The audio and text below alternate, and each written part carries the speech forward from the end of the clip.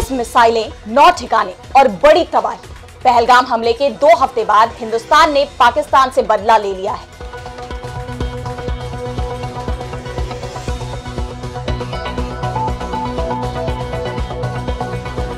पाकिस्तान को जिस बात का डर सता रहा था, अब वो हकीकत में बदल चुका है। हिंदुस्तान ने पाकिस्तान पर हमला कर दिया है। आधी रात को हिंदुस्तान ने ऑपरेशन सिंदूर नाम के इस मिशन को अंजाम दिया। पाकिस्तान में आतंकी ठिकानों पर मिसाइलें दाग दी।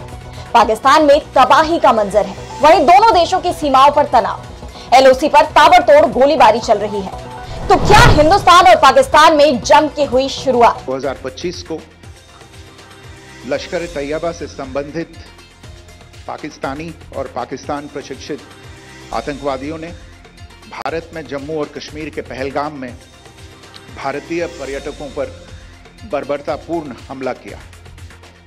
25 भारतीयों और एक नेपाली नागरिक को कायरतापूर्ण मौत के घाट उतार दिया गया। मुंबई के 26 नवंबर 2008 के हमलों के बाद यह भारत में हुई किसी आतंकवादी हमले में मारे गए आम नागरिकों की संख्या की दृष्टि से सबसे गंभीर घटना है। पहलगाम का हमला अत्यधिक बर्बरतापूर्ण था, जिसमें वहां मौजूद लोगों को करीब से और उनके परिवारों के सामने सिर पर गोली मारी गई। हत्या के इस तरीके से परिवार के सदस्यों को जानबूझकर आघात पहुंचाया गया। साथ ही उन्हें यह नसीहत भी दी गई कि वे वापस जाकर इस संदेश को पहुंचा दें। यह हमला स्पष्ट रूप से जम्मू और कश्मीर में बहाल हो रही सामान्य स्थिति को बाधित करने के उद्देश्य से किया गया था। चूंकि पर्यटन फिर से अर्थव्यवस्था का मुख्य आधार बन रहा था, इस हमले का मुख्य उद्देश्य इसे प्रतिकूल रूप से प्रभावित करना था। पिछले वर्ष आप सभी जानते हैं 2.25 करोड़ से अधिक पर्यटक कश्मीर आए थे। इस हमले का मुख्य उद्देश्य इसलिए संभवतः यह था कि इस संघ राज्य क्षेत्र में विकास और प्रगति को नुकसान पहुंचाकर इसे पिछड़ा बनाए रखा जाए और पाकिस्तान से लगातार होने वाले सीमा पार आतंकवाद के लिए उपजाऊ जमीन बनाने में सहायता की जाए। हमले का यह तरीका जम्मू और कश्मीर और शेष राष्ट्र दोनों में सांप्रदायिक दंगे भड़काने के उद्देश्य से भी प्रेरित था। इसका श्रेय सरकार और भारत के सभी नागरिकों को दिया जाना चाहिए कि इन प्रयासों को विफल कर दिया गया। एक समूह ने खुद को रेजिस्टेंस फ्रंट टीआरएफ कहते हुए इस हमले की जिम्मेदारी ली है। यह समूह संयुक्त राष्ट्र द्वारा प्रतिबंधित पाकिस्तानी आतंकवादी समूह लश्कर तैयबा से जुड़ा हुआ है। यह उल्लेखनीय है कि भारत ने मई और नवंबर 2024 में संयुक्त राष्ट्र की 1267 कमेटी की सैंक्शंस मॉनिटरिंग टीम को अर्धवार्षिक रिपोर्ट प्रस्तुत की थी, जिसमें टीआरएफ के बारे में साफ इनपुट दिए गए थे।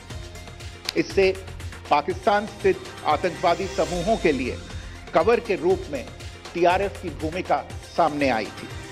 इससे पहले भी दिसंबर 2023 में भारत ने इस टीम को लश्कर तैयबा और जैश ए मोहम्मद के बारे में सूचित किया था, जो टीआरएफ जैसे छोटे आतंकवादी समूहों के माध्यम से अपनी गतिविधियों को संचालित कर रहे हैं। इस संबंध में 25 अप्रैल को यूएन सिक्योरिटी काउंसिल प्रेस वक्तव्य में टीआरएफ के संदर्भ को हटाने के लिए पाकिस्तान के दबाव पर भी ध्यान दिया जाना चाहिए। पहलगाम आतंकवादी हमले की जांच से पाकिस्तान के साथ आतंकवादियों के संपर्क उजागर हुए हैं। रेजिस्टेंस फ्रंट द्वारा किए गए दावे और लश्कर तैयबा से ज्ञात सोशल मीडिया हैंडल द्वारा इसको रीपोस्ट किया जाना इसकी पुष्टि करता है। चश्मदीद गवाहों और विभिन्न जांच एजेंसियों को उपलब्ध अन्य सूचनाओं के आधार पर हमलावरों की पहचान भी हुई है।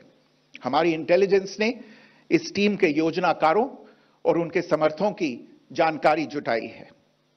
इस हमले की रूपरेखा भारत में सीमा पार आतंकवाद को अंजाम देने के पाकिस्तान के लंबे ट्रैक रिकॉर्ड से भी जुड़ी हुई है, जिसके लिखित और स्पष्ट दस्तावेज उपलब्ध हैं।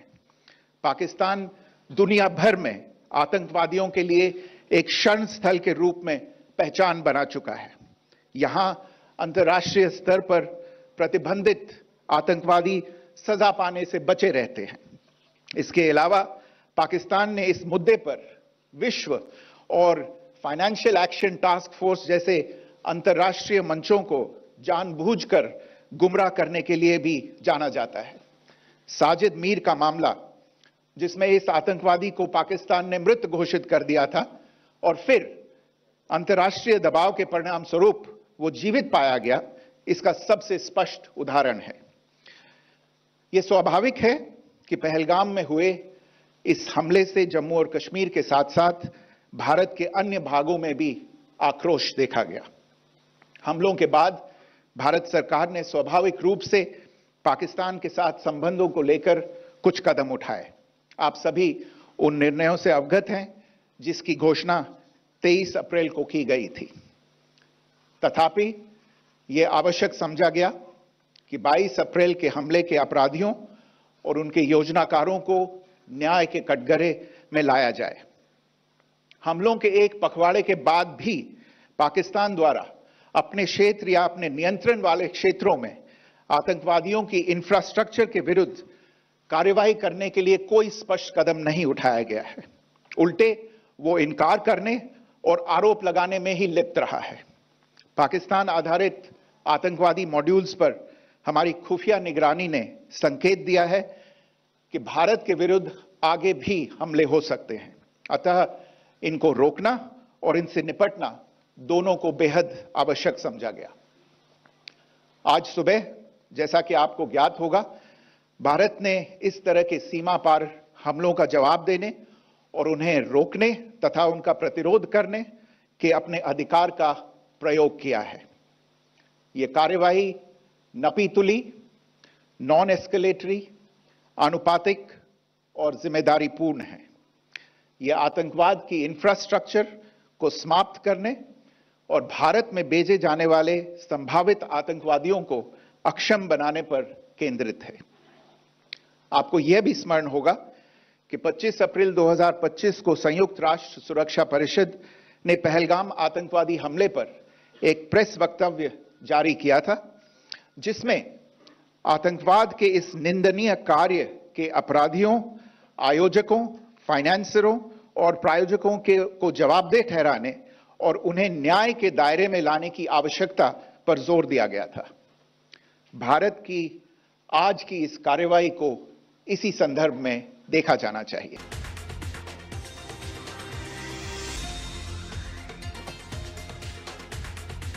सुप्रभात देवियों और सज्जनों, मैं कर्नल सोफिया कुरैशी और मेरे साथ विंग कमांडर व्योमिका सिंह आज आपको 6 से 7 मई 2025 की रात 1:05 से 1:30 बजे के बीच भारतीय सशस्त्र बलों द्वारा अंजाम दिए गए ऑपरेशन सिंदूर के बारे में जानकारी देंगे।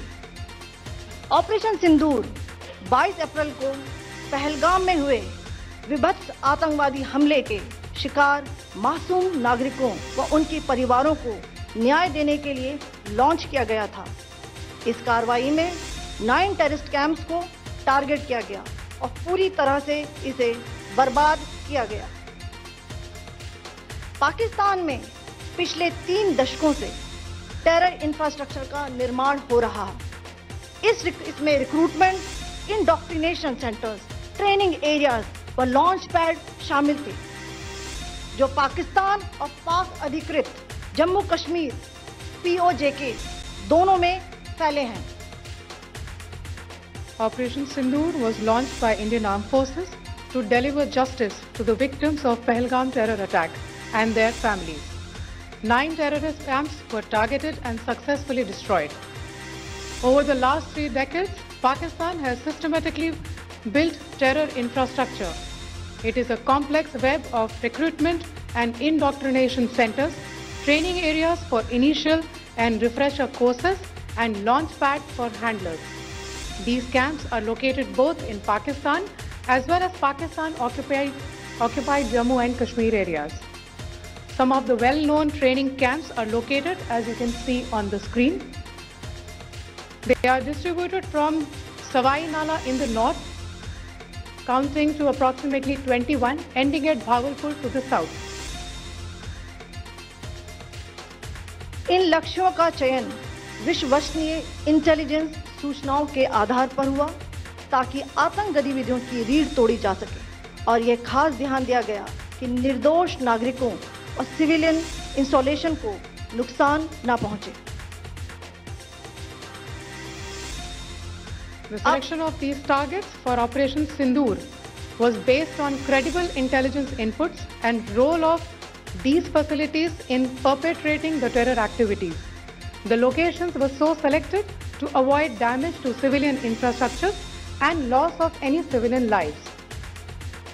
This was done with due diligence, and the camps selected for targeting and their engagement will now be shown to you one by one. POJK के टारगेट आपको बताना चाहूंगी। सबसे पहले सवाई नाला कैंप मुजफ्फराबाद, जो कि POJK के लाइन ऑफ कंट्रोल से 30 किलोमीटर दूर है।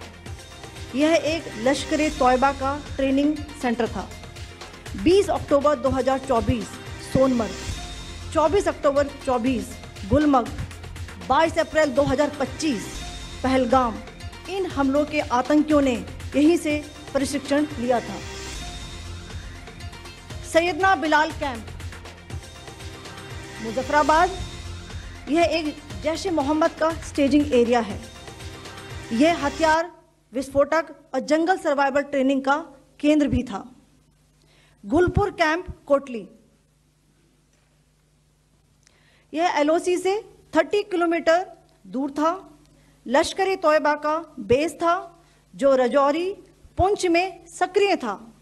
20 अप्रैल 2023 को पुंछ में और 9 जून 2024 को तीर्थ यात्रियों के बस हमले में यहीं से आतंकी को ट्रेन किया गया था।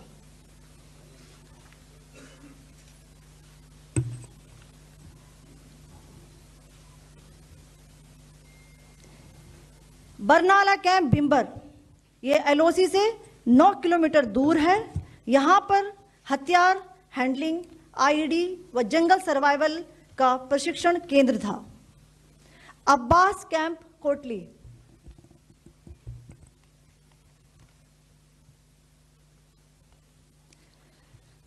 यह LOC से 13 किलोमीटर दूर है। लश्कर ए तोयबा का फिदाइन यहां तैयार होता था। इसकी कैपेसिटी 15 टेररिस्ट को ट्रेन करने की थी।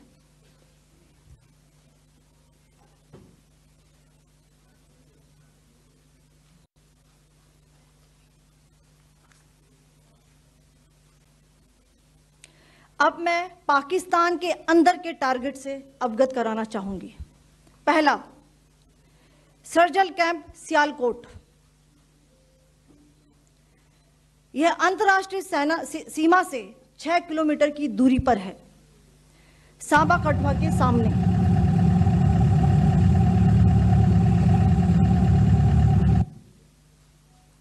मार्च 2025 में जम्मू एंड कश्मीर पुलिस के 4 जवानों को की जो हत्या की गई थी, उन आतंकवादियों को इसी जगह पर ट्रेन किया गया था।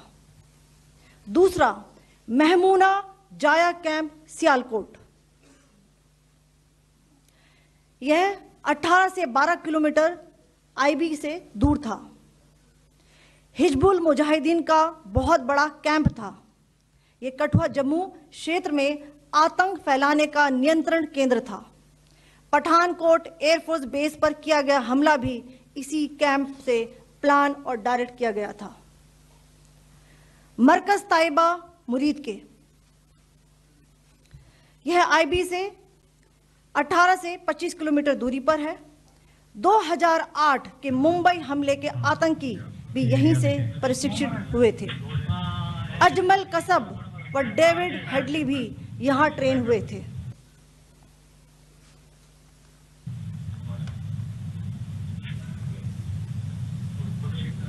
आगे दूसरा आया।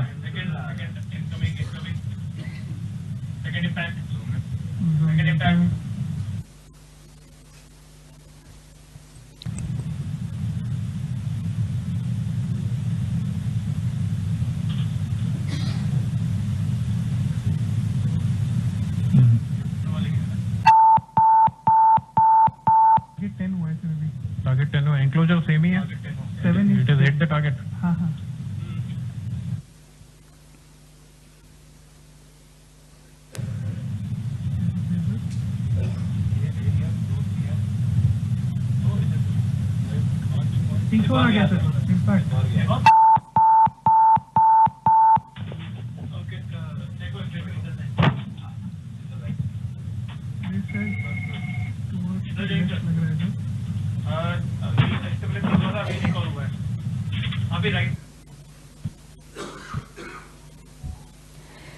मरकज सुभान अल्लाह भावलपुर ये इंटरनेशनल बाउंड्री से 100 किलोमीटर दूर है। जैश ए मोहम्मद का मुख्यालय था। यहाँ पर रिक्रूटमेंट, ट्रेनिंग व इंडॉक्ट्रिनेशन का केंद्र भी था। शीर्ष आतंकी अक्सर यहाँ आते थे। मैं आप सबको बताना चाहती हूँ कि किसी भी सैन्य ठिकाने का निशाना नहीं बनाया गया और अभी तक किसी तरह की नागरिक क्षति की रिपोर्ट नहीं है। धन्यवाद। जय Hind. The strike on the terror camps were undertaken through precision capability, as shown to you. A niche technology weapons with careful selection of warheads was ensured so that there will be no collateral damage. The point of impact in each of the target was a specific building or a group of buildings.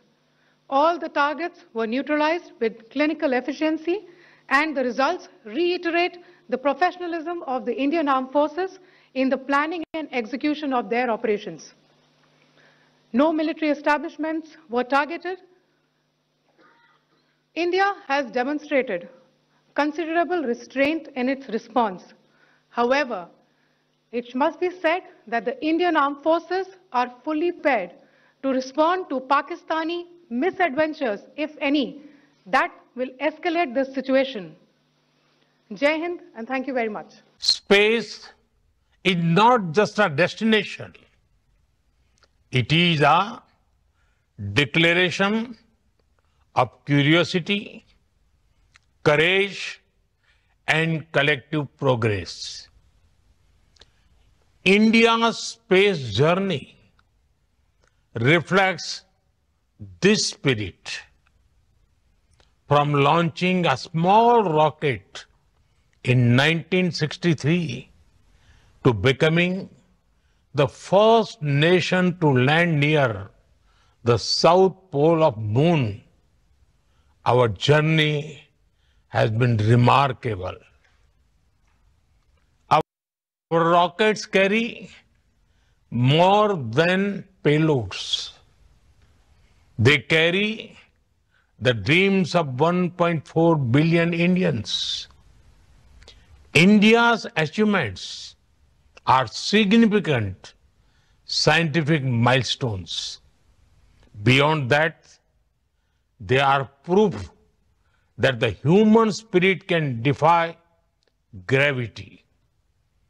India made history by reaching Mars on its first attempt in 2014.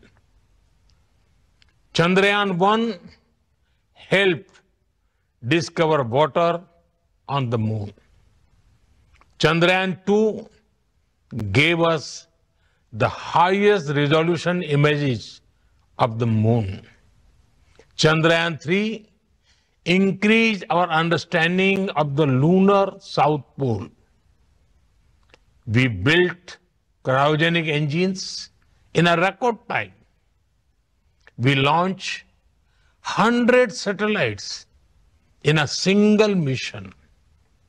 We have launched over 400 satellites for 34 nations on our launch vehicles.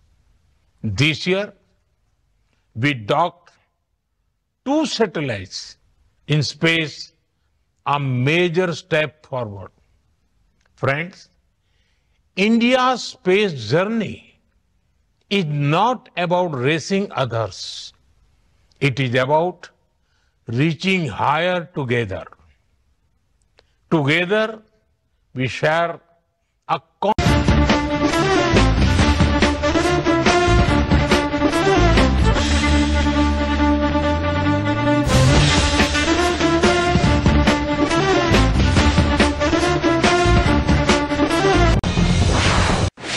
मिसाइलें, 9 ठिकाने और बड़ी तबाही।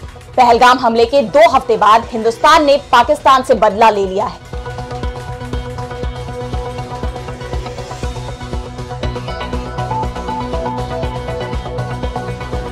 पाकिस्तान को जिस बात का डर सता रहा था, अब वो हकीकत में बदल चुका है। हिंदुस्तान ने पाकिस्तान पर हमला कर दिया है। आधी रात को हिंदुस्तान ने ऑपरेशन सिंदूर नाम के इस मिशन को अंजाम दिया। पाकिस्तान में आतंकी ठिकानों पर मिसाइलें दाग दी। पाकिस्तान में तबाही का मंजर है। वहीं दोनों देशों की सीमाओं पर तनाव, एलओसी पर ताबड़तोड़ गोलीबारी चल रही है। तो क्या हिंदुस्तान और पाकिस्तान में जंग की हुई शुरुआत? कड़ा जवाब दे दिया है। भारत की तरफ से एक साथ 9 ठिकानों पर हमला किया गया। सरकार ने बुधवार को एक बयान जारी कर कह दिया कि भारतीय सशस्त्र बलों ने ऑपरेशन सिंदूर लॉन्च किया, जिसके तहत पाकिस्तान और पाकिस्तान के कब्जे वाले कश्मीर में 9 ठिकानों पर हमला किया गया। बयान में कहा गया कि ये किसी भी पाकिस्तानी सैन्य प्रतिष्ठान को निशाना नहीं बनाया गया। रक्षा मंत्री राजनाथ सिंह ने देर रात ऑपरेशन सिंदूर के बाद तीनों सेनाओं के प्रमुखों से बात की और स्थिति पर चर्चा की। उधर हरियाणा और पंजाब के सभी एयरबेस पर हाई अलर्ट घोषित कर दिया गया है। पाकिस्तान की सीमा से सटे पंजाब के सभी सरहदी जिलों में हाई अलर्ट घोषित कर दिया गया है। इसी बीच इस हमले के बाद पाकिस्तान का पहला रिएक्शन भी सामने आया है। पाकिस्तान की तरफ से कहा गया है कि भारत की तरफ से जो भी हमला हुआ है उसका पूरी दृढ़ता से जवाब दिया जाएगा। पाकिस्तान ने कहा है कि उनके कुछ बेकसूर लोगों की इसमें जान गई है। भारतीय सेना हालांकि दावा कर रही है कि भारत की तरफ से किसी भी बेकसूर को नहीं मारा गया है, बल्कि चुनिंदा आतंकी ठिकानों को नष्ट किया गया है और उसमें ट्रेनिंग ले रहे आतंकियों को मार गिराया गया है। उधर ऑपरेशन सिंदूर पर एक मीडिया ब्रीफिंग भी होनी है। सुबह 10 बजे मीडिया ब्रीफिंग होगी तो और भी तस्वीर साफ होगी। इससे पहले भारतीय सेना ने सफलतापूर्वक निशाना बनाए गए 9 ठिकानों में से 4 पाकिस्तान में और 5 पाकिस्तान अधिकृत कश्मीर में होने बताया। पाकिस्तान में स्थित ठिकानों में बहावलपुर, मुरीदके और सियालकोट शामिल है। आतंकी शिविरों को निशाना बनाने के लिए विशेष सटीक हथियारों का इस्तेमाल किया गया। तीनों सेनाओं ने संयुक्त रूप से इस ऑपरेशन को अंजाम दिया। सूत्र तो यहाँ तक बताते हैं कि प्रधानमंत्री नरेंद्र मोदी ने पूरी रात ऑपरेशन सिंदूर पर नजर रखी। भारतीय सेना ने बुधवार की सुबह पाकिस्तान और पाकिस्तान के कब्जे वाले जम्मू कश्मीर में आतंकी ठिकानों पर हमला किया। ये हमला भारत में आतंकी गतिविधियों को बढ़ावा देने वाले जैश-ए-मोहम्मद और लश्कर-ए-तैयबा के आतंकियों को निशाना बनाने के लिए किया गया। रक्षा मंत्रालय के मुताबिक ये कार्रवाई हाल ही में हुए बर्बर पहलगाम आतंकी हमले का जवाब मानी जा रही है, जिसमें 25 भारतीय और एक नेपाली नागरिक मारे गए थे। भारतीय सेना, नौसेना और वायुसेना ने मिलकर ऑपरेशन सिंदूर को अंजाम दिया और पाकिस्तान और पीओके में 9 आतंकी शिविरों को कामयाबी पूर्ण नष्ट कर दिया। आज रात बुज़दिल भारत ने पाकिस्तान पर बिला इश्तियाल जाहिरियत की है और मासूम लोगों को टारगेट किया है। पाकिस्तानी अफवाज पाकिस्तान के अवाम की भरपूर हमायत से इस वक्त दुश्मन की इस जारियत का मुकम्मल और भरपूर जवाब दे रही है और इसको इस जारियत का मुंह तोड़ जवाब दिया जाएगा। यहाँ पर 5 बेगुनाह पाकिस्तानियों ने शहादत नसीब की। इनमें एक 3 साल की मासूम बच्ची भी शामिल है। 2 बालिग मर्द हैं, 2 बालिग खवातीन हैं। 31 यहाँ पे मासूम शहरी इंजर्ड हुए हैं, जख्मी हैं, जिनमें 25 मर्द हैं और 6 खवातीन हैं। थाना हाईवे क्षेत्र में दिन दहाड़े गिलहट धातु की चौकी चोरी हो गई है। आपको बता दें कि थाना हाईवे क्षेत्र के मंडी चौराहा पर एक व्यापारी राजन गोलापुत्र गौरीशंकर निवासी अंगूरी वाटिका बाजार से 22,500 रुपए कीमत की गिलहट जो है वो धातु खरीद कर लाया था। राजन मंडी चौराहे पर गिलहट धातु के कट्टे को रखकर सामान खरीदारी करने लग गया था। कुछ ही देर बाद अपने गिलहट के कट्टे को पीछे मुड़कर देखा तो वहां से गिलहट से भरे हुए कट्टे को पेशन बाइक सवार 2 अज्ञात व्यक्ति चुरा कर ले जा रहे थे। राजन ने दोनों बाइकों सवार का पीछा किया तो वो भाग निकले। आसपास में लगे सीसीटीवी कैमरे में देखा गया तो ये घटना सीसीटीवी कैमरे में कैद हो गई। दोनों व्यक्ति कैमरे में चोरी की घटना को अंजाम देते हुए नजर आ रहे। पीड़ित राजन ने पुलिस को तहरीर दी है कि पुलिस अपनी कार्रवाई में जुट गई है।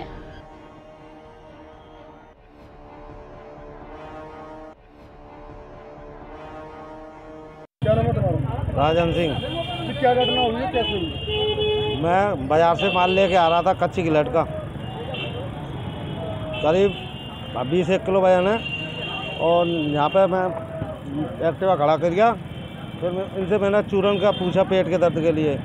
इतने में ही वो बाइक सवार कट्टे को लेकर नहीं चले भाग गए। क्या था कट्टे में? कच्ची गिलहट। आपको कैसे मालूम हुआ कि उन्होंने लेकर? मोटरसाइकिल पे देखे हैं वो कट्टा ले जाते हुए, और बोला साइकिल वाले के वहाँ में भी देखा है। लगभग कितने रुपए की गिलहट थी? करीब 20-22 हज़ार रुपये की गिलहट है। और मथुरा से बड़ी खबर, मथुरा में बढ़ता जा रहा क्राइम का ग्राफ। थाना हाईवे क्षेत्र मंडी सौंक रोड पर हुई चोरी की घटना। ज्वेलर्स की दुकान को चोरों ने बनाया निशाना। महालक्ष्मी अनुपम अग्रवाल ज्वेलर्स की दुकान को चोरों ने रात्रि में बनाया निशाना। छत काटकर चोरों ने चोरी की घटना को दिया अंजाम। हजारों के सामान पर चोरों ने किया हाथ साफ।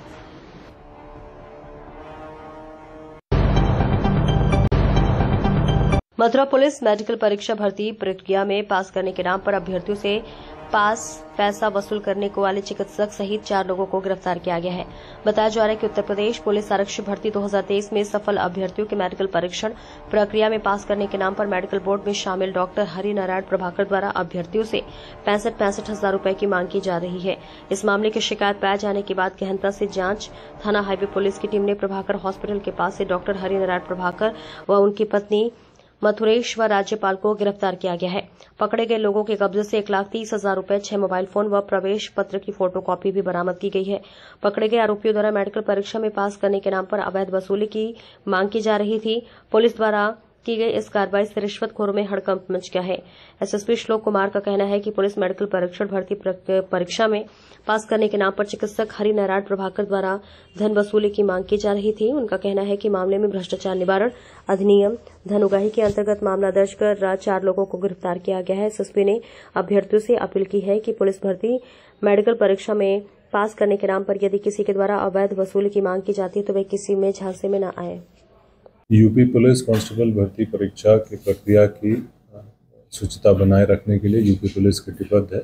इस संबंध में जानकारी मिली कि यहाँ जो मेडिकल चल रहा है उसमें एक डॉक्टर है, उनके द्वारा कुछ बच्चों में ये भय पैदा करके उनको मेडिकली अनफिट कर दिया जाएगा, उनसे पैसों की उगाही की जा रही है।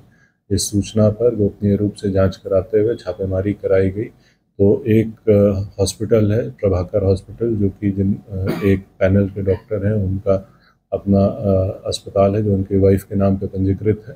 इस पर जब छापेमारी की गई तो वहाँ कुछ बच्चों से पैसे लेते हुए ये व्यक्ति गिरफ्तार हुए हैं। इसमें डॉक्टर हरिनारायण प्रभाकर, उनकी पत्नी, एक फार्मासिस्ट है मथुरेश और एक व्यक्ति जो उनका ड्राइवर है जयपाल, इन 4 लोगों की गिरफ्तारी की गई है। इनके पास से 1,30,000 रुपये कैश जो उगाहे हुए थे वो बरामद हुए। साथ ही 6 मोबाइल फ़ोन मिले हैं।